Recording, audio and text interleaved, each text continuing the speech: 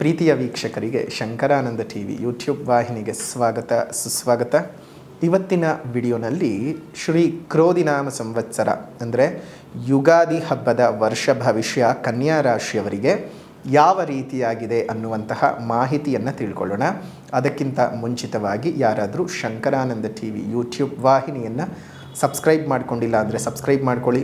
ಪಕ್ಕದಲ್ಲೇ ಇರುವಂತಹ bell icon ಒತ್ತಿ, ಅದರಿಂದ ನೆಕ್ಸ್ಟ್ ಅಪ್ಲೋಡ್ ಮಾಡುವಂತಹ ವಿಡಿಯೋಗಳು ನಿಮಗೆ ನೋಟಿಫಿಕೇಷನ್ನ ಮುಖಾಂತರ ಬಂದು ತಲುಪತ್ತೆ. ಹೊಸ ಹೊಸ ಮಾಹಿತಿಗಳನ್ನು ತಿಳ್ಕೊಳ್ಳೋದಕ್ಕೆ ಸಾಧ್ಯವಾಗುತ್ತೆ ಅಂತ ತಿಳಿಸ್ತಾ, ಈ ಒಂದು ಕ್ರೋಧಿನಾಮ ಸಂವತ್ಸರದಲ್ಲಿ ಕನ್ಯಾ ರಾಶಿಯವರಿಗೆ ಯಾವ ರೀತಿಯ ಫಲಾನುಫಲಗಳಿದೆ ನೋಡೋಣ. ವರ್ಷ ಭವಿಷ್ಯವನ್ನು ನೋಡೋ ಸಂದರ್ಭದಲ್ಲಿ ಗುರುಬಲ ಮತ್ತು ಶನಿ ಬಲವನ್ನು ಆಧರಿಸಿ ಫಲಾನುಫಲಗಳನ್ನು ನುಡಿಯೋದು ಉಂಟು. ಅದೇ ರೀತಿಯಾಗಿ ನಿಮಗಿಲ್ಲಿ ನೋಡೋ ಸಂದರ್ಭದಲ್ಲಿ ವರ್ಷದ ಪ್ರಾರಂಭದ ತಿಂಗಳು ಗುರುವಿನ ಅನುಗ್ರಹ ಒಂದಿಷ್ಟು ಇರೋದಿಲ್ಲ ಕನ್ಯಾ ರಾಶಿಯವರಿಗೆ. ಯಾವಾಗ ಒಂದು ಬದಲಾವಣೆ ಬರುತ್ತಲ್ಲ ನಿಮ್ಮ ಬದುಕಿನಲ್ಲಿ, ಗುರುಗ್ರಹದ ಸ್ಥಾನ ಬದಲಾವಣೆಯಿಂದಾಗಿ ಇಂತಹ ಒಳ್ಳೆಯ ಯೋಗದ ಫಲಗಳನ್ನು ನೀವು ಅನುಭವಿಸ್ತೀರಿ ಅಂತಂದರೆ ಕನ್ಯಾ ರಾಶಿಯವರಿಗೆ ದಿ ಬೆಸ್ಟ್ ಟೈಮ್, ತುಂಬ ಒಳ್ಳೆಯ ಸಮಯ ಕನ್ಯಾ ರಾಶಿಯವರಿಗಂತೂ.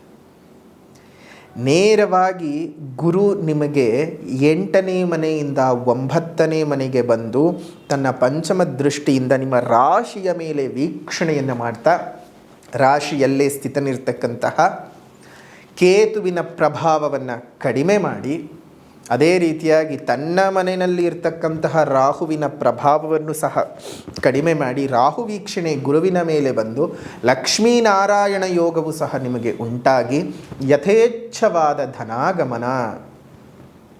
6ನೇ ಮನೆಯಲ್ಲಿ ಇರ್ತಕ್ಕಂತಹ ಶನಿಯ ಪ್ರಭಾವ, ಷಷ್ಠದಲ್ಲಿ ಶನಿ ಸ್ವಕ್ಷೇತ್ರದಲ್ಲಿ ಇದ್ದು ಶಶಯೋಗವನ್ನು ಬೇರೆ ಕೊಡ್ತಾನೆ ನಿಮಗೆ. ಲಕ್ಷ್ಮೀನಾರಾಯಣ ಯೋಗ, ಶಶಿಯೋಗ, ಗುರುವಿನ ದೃಷ್ಟಿ ರಾಶಿಯ ಮೇಲೆ ಬೀಳ್ತಾ ಇರೋದ್ರಿಂದ ರಾಜಯೋಗ. ಇನ್ನೇನು ಬೇಕು ಕನ್ಯಾ ರಾಶಿಯವರಿಗೆ? ಇನ್ನೇನು ಬೇಕು? ನೀವು ಪಟ್ಟ ಕಷ್ಟ ಇದೆಯಲ್ಲ, ಶತ್ರುಗಳೂ ಪಡಬಾರದು. ಕಳೆದ 2 ವರ್ಷದಿಂದ ನಿಮ್ಮ ಹಿಂಸೆಗಳು, ಯಾತನೆಗಳು ಬೇಡ, ನೆನಪಿಸ್ಕೊಳ್ಬಾರ್ದು. ಯಾಕಂದರೆ ಅಷ್ಟು ಸಂತಸವಿದೆ. ಸಂತೋಷ ಇದ್ದಾಗ ಹಿಂದಿನ ಹಳೆಯ ದುಃಖಗಳನ್ನು ನೆನಪಿಸ್ಕೊಳ್ಳೋಕೆ ಹೋಗಬಾರದು, ಬಿಟ್ಬಿಡ್ಬೇಕು. ಏನಾಗಬಹುದು ನಿಮ್ಮ ಬದುಕಿನಲ್ಲಿ ಈ ವರ್ಷದಲ್ಲಿ? ಕಳತ್ರ ಸೌಖ್ಯ. ಮದುವೆ ಜೀವನದಲ್ಲಿ ಏನಾದರೂ ತೊಂದರೆಗಳಿದ್ದರೆ ಆ ಕಳತ್ರ ಸೌಖ್ಯ ಉಂಟಾಗುತ್ತೆ. ಆರೋಗ್ಯ ಭಂಗ ಯೋಗಗಳಿಂದ ವಿಮುಕ್ತಿ, ಅನಾರೋಗ್ಯಗಳಿಂದ ವಿಮುಕ್ತಿಯಾಗಿ ಆರೋಗ್ಯ ಪ್ರಾಪ್ತಿ ಆಗ್ತಕ್ಕಂತಹದ್ದು. ಮನೋಚಾಂಚಲ್ಯದಿಂದ ಬಳಲ್ತಾ ಇದ್ದಂಥವರಿಗೆ ಮನದ ಸ್ಥಿರತೆ ಉಂಟಾಗಿ ನಿಮ್ಮ ಮಾನಸಿಕ ಸ್ಥಿತಿಗತಿಗಳಲ್ಲಿ ಉತ್ತಮವಾದ ಪ್ರಗತಿ ಉಂಟಾಗ್ತದೆ. ಇನ್ನು ಆರ್ಥಿಕವಾಗಿ ಬಹಳಷ್ಟು ತೃಪ್ತಿಯನ್ನು ಸಾಧಿಸ್ತೀರಿ. ಒಳ್ಳೆ ರೀತಿಯಾದಂತಹ ಬಂಧು ಮಿತ್ರ ಸ್ನೇಹಿತರೊಟ್ಟಿಗೆ ಸೇರಿ ನಿಮ್ಮ ಜೀವನದ ಸುಖಮಯವಾದ ರಸಮಯವಾದ ಕ್ಷಣವನ್ನು ಕಳಿತೀರಿ. ಹೀಗೆ ಒಳ್ಳೆಯ ಫಲಾನುಫಲಗಳೇ ನಿಮಗೆ ಸಿಗ್ತಕ್ಕಂತಹದ್ದು, ಒಳ್ಳೆ ರೀತಿಯಾದ ಯೋಗದ ಫಲಗಳೇ ನಿಮಗೆ ಇರ್ತಕ್ಕಂತಹ ವಾತಾವರಣ ಇದೆ.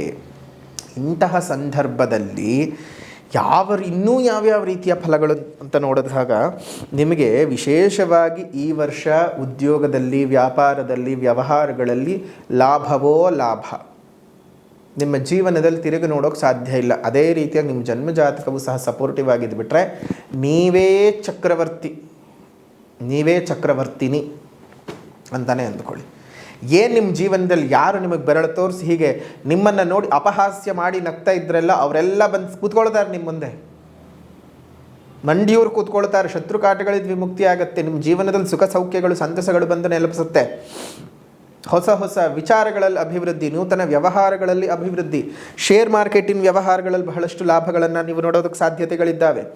ಹೊಸ ಗೃಹವನ್ನು ಖರೀದಿ ಮಾಡ್ತಕ್ಕಂಥದ್ದು ಅಥವಾ ನಿರ್ಮಾಣ ಯೋಗಗಳು ಜಾಸ್ತಿ ಇರ್ತಕ್ಕಂಥದ್ದು.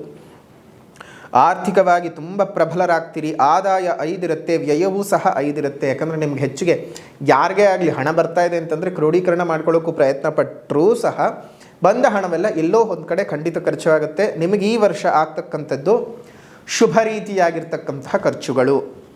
ಸೊ ಶುಭ ರೀತಿಯಾಗಿರ್ತಕ್ಕಂತಹ ಖರ್ಚುಗಳು ನಿಮಗೆ ಆಗೋದ್ರಿಂದ ಯಾವುದೇ ರೀತಿಯಾಗಿ ನೀವು ತೊಂದರೆ ತಾಪತ್ರಗಳಿಗೆ ಉಂಟಾಗೋದಿಲ್ಲ. ನಿಮ್ಮ ಒಂದು ಕಳತ್ರ ಅರಿಷ್ಟಗಳೆಲ್ಲ ನಿವಾರಣೆ ಆಗ್ತಕ್ಕಂಥದ್ದು. ಅದೇ ರೀತಿಯಾಗಿ ನಿಮ್ಮ ಸಂಗಾತಿಯ ಆರೋಗ್ಯ ತುಂಬ ಪ್ರಬಲವಾಗಿ ಚೆನ್ನಾಗಿ ಆಗ್ತಕ್ಕಂತಹ ಶುಭಯೋಗಗಳನ್ನೆಲ್ಲ ನೀವು ಅನುಭವಿಸುವ ಸಾಧ್ಯತೆಗಳಿರೋದ್ರಿಂದ ಒಳ್ಳೆ ರೀತಿಯಾದ ಫಲಗಳು. ಮೋಸ್ಟ್ ಪ್ರಾಬಬ್ಲಿ ಇಲ್ಲಿಯವರೆಗೂ ನಾವೇನು ಮೇಷ, ವೃಷಭ, ಮಿಥುನ, ಕರ್ಕಾಟಕ, ಸಿಂಹರಾಶಿಯವರೆಗೂ ನಾವು ನೋಡಿದ್ವಲ್ಲ ಫಲಾನುಫಲಗಳು, ಕರ್ಕಾಟಕ ರಾಶಿಯವರನ್ನೂ ಸಹ ಮೀರಿಸಿದಂತಹ ಶುಭದ ಫಲಗಳನ್ನು ನಾವಿಲ್ಲಿ ನೋಡಬಹುದು. ಕನ್ಯಾ ರಾಶಿಯವರಿಗೆ ಅಂತಹ ಶುಭ ಫಲಗಳಿದ್ದಾವೆ. ಒಳ್ಳೆ ರೀತಿಯಾಗಿ ನಿಮ್ಮ ಜೀವನ ನಡೆಯುತ್ತೆ. ಒಳ್ಳೆ ರೀತಿಯಾಗಿ ನಡೆಸ್ಕೊಂಡು ಹೋಗಿ ದೇವರ ಆಶೀರ್ವಾದವನ್ನು ಪಡ್ಕೊಳ್ಳಿ, ದೇವರ ಕೃಪೆಯನ್ನು ಇದು ಮಾಡ್ಕೊಳ್ಳಿ. 8ನೇ ತಾರೀಕು 5ನೇ ತಿಂಗಳು 2024 ಚೈತ್ರ ಅಮಾವಾಸ್ಯೆಯ ಪ್ರಯುಕ್ತ ಆ ಕರಾಳ ಅಂತ ಅಮಾವಾಸ್ಯೆ ಅಂತ ಏನು ಕರಿತೀವಿ, ಆ ಕರಾಳವಾದಂತಹ ಅಮಾವಾಸ್ಯೆಯಲ್ಲಿ ತುಂಬ ಅಪರೂಪವಾಗಿರತಕ್ಕಂಥ ಶ್ರೀ ಲಲಿತಾ ಮಹಾಯಾಗವನ್ನು ಏರ್ಪಾಟು ಮಾಡಿದ್ದೇವೆ.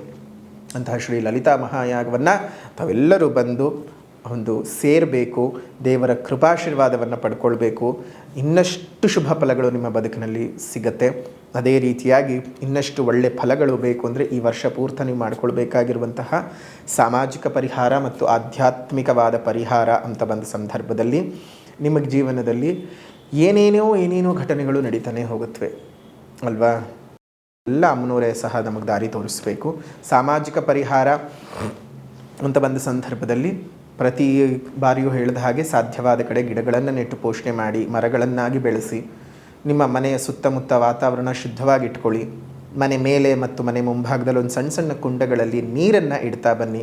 ಇದರಿಂದ ಎಷ್ಟೋ ವಿಚಾರಗಳಲ್ಲಿ ಪ್ರಾಣಿಯ ಜೀವವನ್ನು ಉಳಿಸಿದಂತಹ ಪುಣ್ಯದ ಫಲ ನಿಮಗೆ ಸಿಗುವಂತಹದ್ದಾಗುತ್ತೆ. ದೇವರ ಆಶೀರ್ವಾದ ಚೆನ್ನಾಗಿದೆ. ಇನ್ನಷ್ಟು ಚೆನ್ನಾಗಿ ಬೆಳಗಿ. ಇನ್ನು ಈ ವರ್ಷ ನೀವು ಮೀನಾಕ್ಷಿ ದೇವಿಯ ಪೂಜೆ, ಮೀನಾಕ್ಷಿ ದೇವಿಯ ಆರಾಧನೆ, ಮೀನಾಕ್ಷಿ ಪಂಚರತ್ನ ಸ್ತೋತ್ರದ ಪಠಣವನ್ನು ಮಾಡ್ತಾ ಬನ್ನಿ. ಇನ್ನಷ್ಟು ಶುಭ ಫಲಗಳು ನಿಮ್ಗೆ ಉಂಟಾಗುತ್ತೆ. ನಿಮಗಿನ್ಯಾವುದೇ ರೀತಿಯಾದಂತಹ ತೊಂದರೆ ತಾಪತ್ರೆಗಳಿದ್ದರೂ ಸಹ ಏನು ಯೋಚನೆ ಮಾಡೋದು ಬೇಡ. 8ನೇ ತಾರೀಕು ಅಮ್ಮನವರ ಪೂಜೆಗೆ ಬಂದು ಪಾಲ್ಗೊಳ್ಳಿ.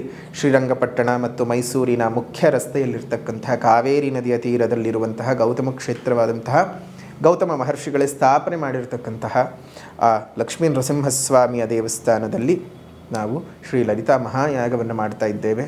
ಆ ಶ್ರೀಹರಿಯ ಸಹೋದರಿಯೇ ಸಾಕ್ಷಾತ್ ಬರ್ತಾ ಇದ್ದಾಳೆ ಅಣ್ಣನನ್ನು ನೋಡೋದಕ್ಕೆ.